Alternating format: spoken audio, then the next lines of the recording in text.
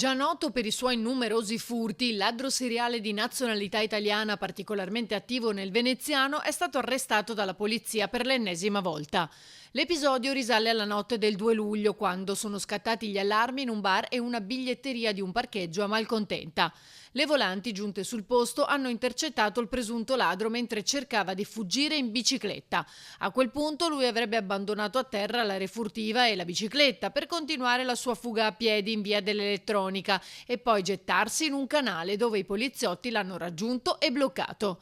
La refurtiva, denaro e vari pacchetti di sigarette, è stata recuperata e restituita ai proprietari, mentre l'uomo accompagnato in centrale è trattenuto nelle camere di sicurezza della questura.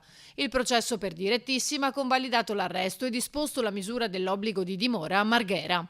Ma questo furto è solo la punta dell'iceberg. Solo nel 2024, riepiloga la questura, ne avrebbe messi a segno una decina, a danni di bar, ristoranti, pizzerie, ditte commerciali e food truck, sia in terraferma che a Venezia.